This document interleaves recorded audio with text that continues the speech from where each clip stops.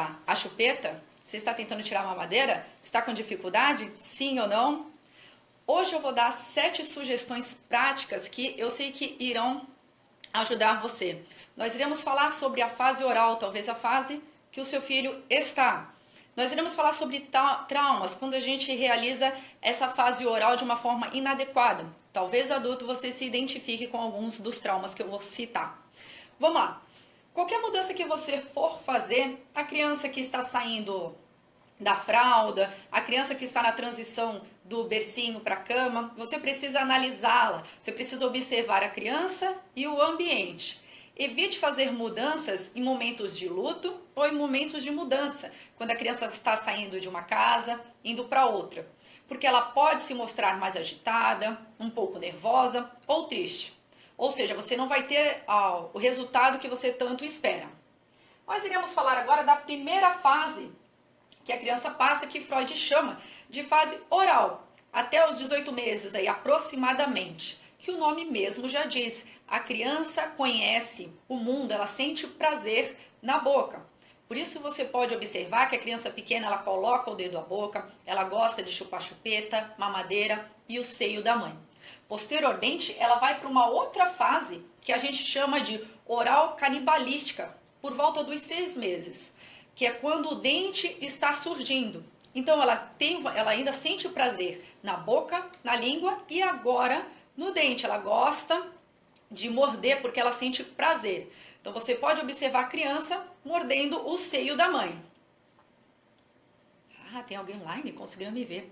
Você pode observar a criança mordendo o seio da mãe e mordendo então o amigo. Sim, o amigo. Aí é o desespero das professoras de educação infantil e dos pais também. Porque a criança pequena morde o amigo. E aí, gente? Simples, ela gosta de observar a reação do outro. Então ela morde e observa que o amigo chora, o amigo fica agressivo, ela observa o comportamento do outro. Por isso é muito importante a gente não brincar de mordidinha com a criança. Porque ela acha que sempre é uma brincadeira. Então ela vai morder o amigo e vai pensar, eu estou brincando. E a gente tem que perceber que o nosso filho, ele reproduz tudo que a gente faça. Então a gente tem que observar muito bem. Quando você notar que a criança está mordendo, você tem que já explicar direto, olha, não pode, isso dói, porque ela sente prazer na mordida. Então você já vai ter que ir explicando que não pode. Porque ela ainda não tem o controle dos impulsos e muito menos da mandíbula. Então ela morde com força e muitas vezes nem nota. Alguns comportamentos relacionados à boca, comportamentos inadequados, violentos, negativos, devem ser evitados em todas as fases, principalmente na fase oral, pois a criança pode levar um trauma para a vida adulta e muitas vezes você tem alguns desses problemas que eu vou falar. E será que foi algum problema na fase oral? Não sei, mas vamos observar. O que a gente precisa evitar então? Dizer para a criança, cale a boca, ou dar tapa na boca da criança, dar muito alimento, tá? Eu não estou só falando de alimentos adequados, eu estou falando de grande quantidade de refrigerante, doce, a criança fica cheia, isso também pode dar algum transtorno. Arrancar o alimento de forma brusca da boca da criança, ou arrancar o alimento do outro na frente da criança, ou seja, são comportamentos, atitudes negativas relacionadas à boca. Quando a criança passa da fase oral, tá? Só que de uma forma traumática, ela pode se tornar, então, uma criança, um adulto com alguns problemas, tá? Veja se você se identifica. Comer muito, fumar, beber, morder os lábios, adulto que ainda chupa o dedo ou falar palavrão. E por quê? Simples, quando ela era criança, ela era podada de sentir prazer na boca. Quando ela cresce, ela então usa a boca, ela ainda não se desenvolveu, ela parou lá, parece que ela estacionou na fase oral e ela só sente prazer na boca. Observe, você já perceberam aquelas pessoas que comem bastante? Elas comem, elas não estão com fome. Mas para quê? Para tirar uma ansiedade, para saciar. Ou senão ela bebe e ela fuma. Para quê? Para aliviar a tensão. E porque ela sente prazer. Lembra? Lá na fase oral, a criança também faz isso. Eu não estou aqui fechando uma questão, tá, gente? Falando, olha, a pessoa que fuma é porque teve algum problema na fase oral. Eu estou aqui abrindo leques para que a gente faça reflexões e que a gente observe, opa, Cada fase de desenvolvimento da criança a gente precisa ter carinho, respeito e compreender a outra criança, ter empatia. Porque eu sempre digo, é mais fácil você evitar um trauma do que consertar adultos. Haha, então agora eu cheguei na parte que vocês já estão ansiosos esperando. 7 sugestões para você poder retirar a fralda. Primeiro, tirar a chupeta e a mamadeira. Primeiro a gente tem que entender a função aí da chupeta, porque às vezes a gente tem tanto trabalho em tirar a chupeta. Porque a chupeta, gente, gera prazer na criança, ok? Tem muitos especialistas aí defendendo, mas eu vou fazer a minha observação. Provavelmente você está em silêncio e me ouvindo, correto? Observe onde você está descansando a sua língua aí dentro da sua boca. Provavelmente você está descansando no céu da boca. Se você não está usando uma chupeta, que eu acredito que não, você está descansando a sua língua no céu da boca. Só que quando a criança chupa a chupeta fica no céu da boca dela, a estrutura da boca dela vai perdendo a formação normal. Então a boca vai para frente, ela respira de forma errada. Depois você precisa procurar especialistas para poder arrumar aí o que aconteceu, que a chupeta acabou estragando. E vou puxar para a minha área da alfabetização. Atrapalha no momento da alfabetização, porque a criança escreve da mesma forma que ela fala. Então, se seu filho não chupa a chupeta, que bom, não há necessidade de oferecer. Ai não, professora, mas é a única forma do meu filho ficar calmo. Você vai ser a chupeta para ele, você vai ser o calmante. Você vai ser aquela pessoa que vai tirar a ansiedade da criança, pegando no colo, dando o seu carinho, porque de qualquer maneira você mais para frente vai precisar tirar a chupeta e quanto mais você demora, mais difícil vai ser tirar e mais problemas a criança vai ter no desenvolvimento da dentição, ok? Então vamos ver a primeira sugestão. Conversar sobre a retirada. Cuidado com os discursos gigantescos. Criança pequena não se concentra durante muito tempo ao que você diz. Então, seja breve. Olha, filho, você já está crescendo. Juntos nós vamos retirar chupeta, mamadeira. Eu vou estar do seu lado, tá? Entenderam? 2. Usar apenas para dormir. Seu filho não vai levar mais a chupeta à escola, não vai levar para a casa de algum familiar, ele só vai usar no momento de dormir, tá? Na hora do soninho. E você vai conversar sobre a retirada depois que seu filho já está se acostumando à noite. Então, tudo vai ser conversado antes, para que seu filho não fique assustado. Você vai falar, olha, filho, agora, quando você estiver dormindo, a mamãe vai tirar a chupeta e vai deixá-la do lado, na sua caminha. E quando você tiver vontade de chupá-la, você pode pegar e colocar na sua boca. Mas só pegue se você tiver muita vontade mesmo.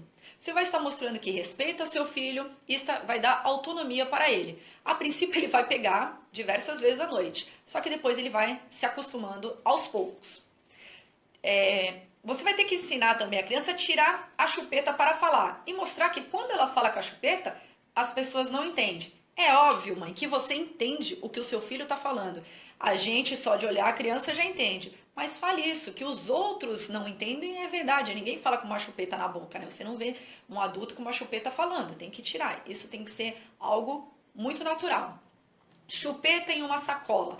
A chupeta e a mamadeira, em um determinado momento, você vai colocar numa sacola juntamente com a criança e vai tirar ela de casa. O que você não deve fazer é falar que vai dar para o Papai Noel, para a fada, para o coelhinho da Páscoa. Por quê? Não minta na educação da criança.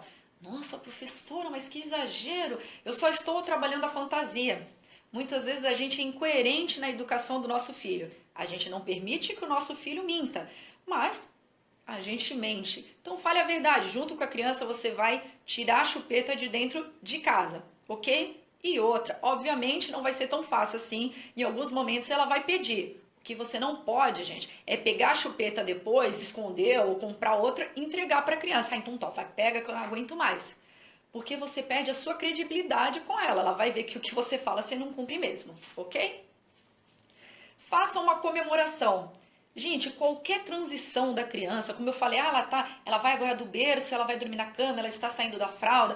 Faça uma comemoração simples, mas para a criança já é algo grandioso. Compre um bolinho, faça um acampamento em casa, um cineminha com pipoca, para mostrar, olha, vamos comemorar, você agora está parando de chupar chupeta, parando de mamar, olha que legal. E incentive, né? Bons comportamentos, incentive essa mudança boa na vida dela.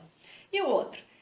A última, tá? A criança ela tem que ter uma chupeta e uma mamadeira.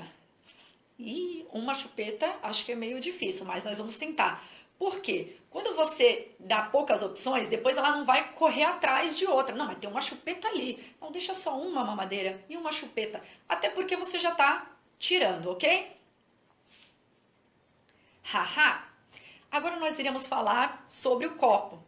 Primeiramente, gente, o copo, você vai comprar aquele copo de treinamento, que é aquele copo com biquinho, ok? Por quê? Porque a criança já vai se acostumando, ela vai saindo da mamadeira e entrando no copo.